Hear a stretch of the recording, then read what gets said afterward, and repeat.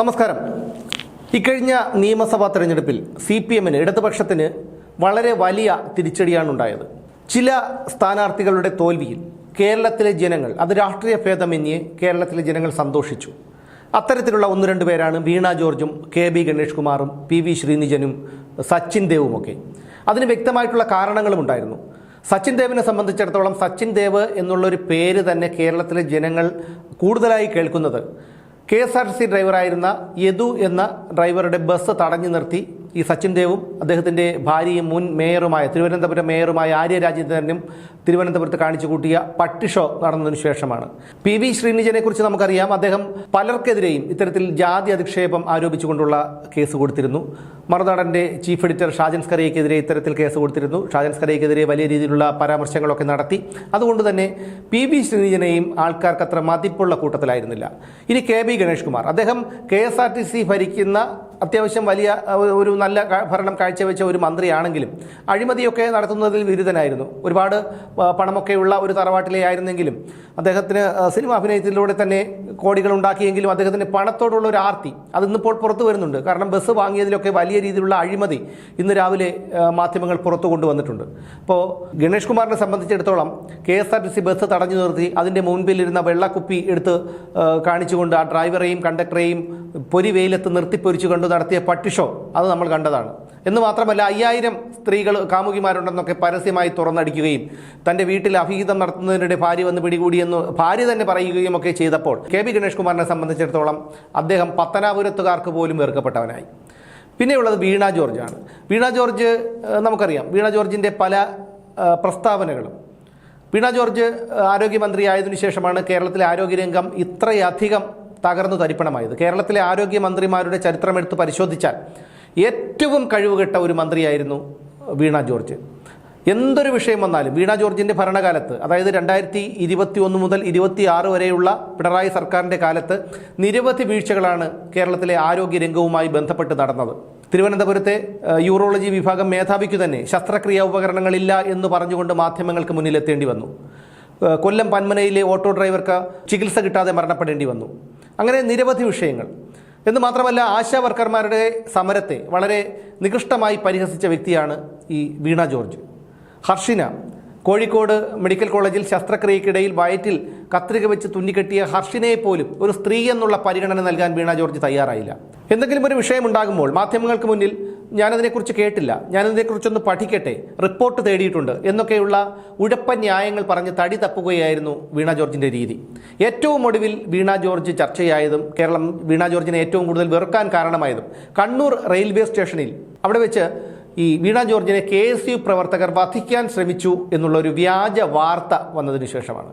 അവിടെ കരിങ്കൊടി കാണിക്കാനെത്തിയ യൂത്ത് കോൺഗ്രസ്സുകാരാണ് തന്നെ വധിക്കാൻ ശ്രമിച്ചതെന്നാണ് അന്ന് വളരെ നല്ലൊരു അഭിനയം കാഴ്ചവെച്ചുകൊണ്ട് വീണ ജോർജ് പറഞ്ഞത്. കഴുത്തിൽ ഒരു കോളറൊക്കെ ഇട്ട ഇത്തരത്തിൽ ആദ്യമൊക്കെ യാതൊരു പ്രശ്നങ്ങളുമില്ലാതെ, ആരോഗ്യ പ്രശ്നങ്ങൾ ഒന്നുമില്ലാതെ ഇരുന്ന് സംസാരിച്ച വീണ ദൃശ്യങ്ങളിൽ വ്യക്തമാണ്. എന്നിട്ടാണ് പിന്നീട് ആരുടെയൊക്കെയോ നിർദ്ദേശപ്രകാരം വീണ ഹോസ്പിറ്റലിൽ അഡ്മിറ്റ് ആവുകയും ICU-വിലാണെന്നുള്ള പ്രചരണമൊക്കെ അന്തം കമ്മികൾ അഴിച്ചുവിടുകയും ഒക്കെ ചെയ്തത്. ആ ICU-വിലായിരുന്ന വീണയാണ് പിന്നീട് 2 ദിവസങ്ങൾക്കുള്ളിൽ കാറിൽ കണ്ണൂരിൽ നിന്ന് തിരുവനന്തപുരത്തേക്ക് യാത്ര ചെയ്തത്. ഒക്കെ നമുക്കറിയാവുന്നൊരു കാര്യമാണ്. എന്തായാലും അന്ന് KSU-കാർക്കെതിരെ വധശ്രമത്തിന് കേസെടുക്കുന്ന ഒരു സ്ഥിതിയുണ്ടായി. ഒരു KSU പ്രവർത്തകൻ്റെ വീട്ടിന് ഈ CPM-കാർ DYFI-കാർ ബോംബെറിഞ്ഞ ഒരു അവസ്ഥയുണ്ടായി.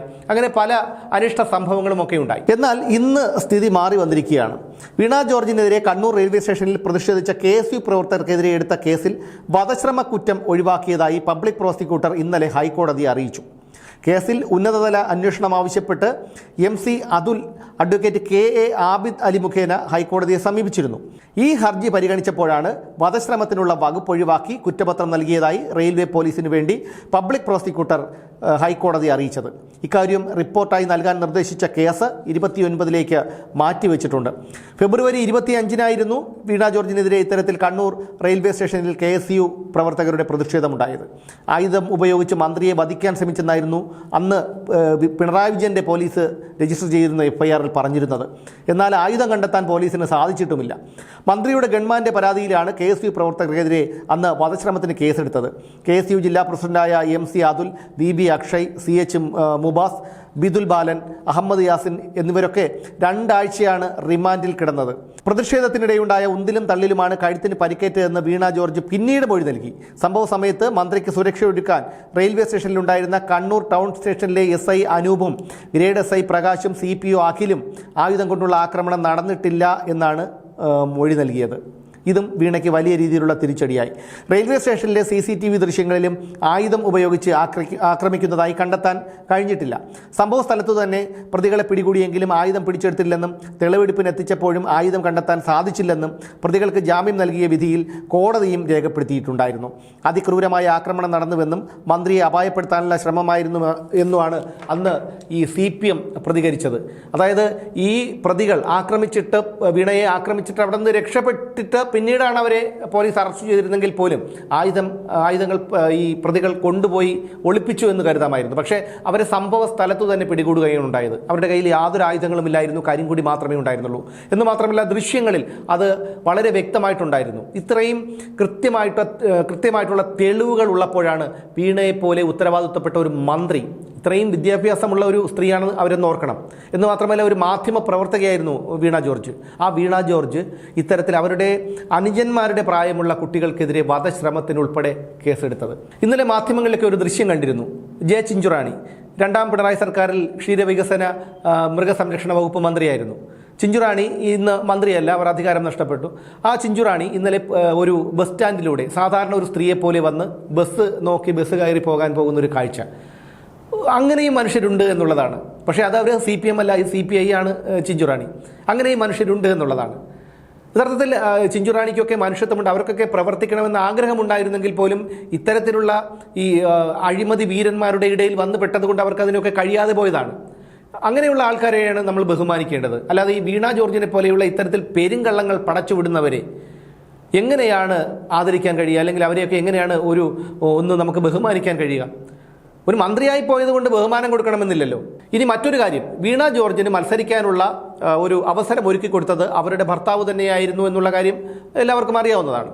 പക്ഷേ രണ്ടാമത് ഈ 2026 വീണയെ മത്സരിപ്പിക്കരുതെന്ന് അദ്ദേഹം തന്നെ പാർട്ടിയോട് ആവശ്യപ്പെട്ടു. അപ്പോൾ നമ്മളെ സാധാരണക്കാരായ പൊതുജനങ്ങൾ കൂടുതലൊന്നും പറയേണ്ട ആവശ്യമില്ലല്ലോ. എന്തായാലും വീണ ജോർജിനെ സംബന്ധിച്ചിടത്തോളം ഇത് വളരെ നാണക്കേടുണ്ടാക്കുന്ന ഒരു സംഭവം തന്നെയാണ്. കാരണം വധശ്രമം ഉൾപ്പെടെയാണ് ആ KSU പ്രവർത്തകർക്കെതിരെ കേസെടുത്തിരുന്നത്. അവരെ ജയിലിലടയ്ക്കുകയും ചെയ്തു. അതിലൂടെ ലക്ഷ്യമിട്ടത് ജയിലിലടയ്ക്കുക, കുറച്ച് ദിവസം റിമാൻഡിൽ കഴിയുക. അത് ഇന്ന് പലരും ചെയ്യുന്ന ഒരു പ്രതികാര നടപടിയാണ്. എന്തെങ്കിലും ഒരു കേസുണ്ടാക്കി ആ കേസ് പോലീസിനെ സ്വാധീനിച്ച്, അതിപ്പോൾ UDFന്റെ കാലത്തല്ല ഞാൻ ഈ പറയുന്നത്, പിണറായി വിജയന്റെ സർക്കാരിൻ്റെ കാലത്താണ്. പോലീസിനെ സ്വാധീനിച്ച് അല്ലെങ്കിൽ പാർട്ടിയുടെ നിർദ്ദേശാനുസരണം FIR രജിസ്റ്റർ ചെയ്യും. റിമാൻഡ് ചെയ്യാൻ തക്ക വിധമുള്ള ഒരു 2 ആഴ്ചയോ ഒരാഴ്ചയോ ഒക്കെ റിമാൻഡിൽ കിടന്നതിന് ശേഷം പുറത്തിറങ്ങി വരും. അപ്പോൾ ഇതിനെക്കുറിച്ച് മറ്റ് പ്രതികരണങ്ങൾ നടത്താനും ഒന്നും അവർക്ക് സാധിക്കില്ല. ഞാനൊക്കെ അനുഭവിച്ചൊരു കാര്യമാണ്. എന്തായാലും വീണ ജോർജിന്റെ ഈ ഒരു രാഷ്ട്രീയ ഭാവി അവസാനിച്ചിരിക്കുന്നു എന്നുള്ളതാണ് ഇതുവഴി വരുന്ന സൂചന. പാർട്ടിക്ക് പോലും ഇപ്പോൾ അവർ വേണ്ടതായിരിക്കുന്നു. ഇത് മാത്രമല്ല, ഇനിയിപ്പോൾ നിയമ നടപടികളുമായി KSU പ്രവർത്തകർ പോയാൽ അതിൻ്റെയും ഭവിഷ്യത്ത് വീണയ്ക്ക് അനുഭവിക്കേണ്ടി വരും.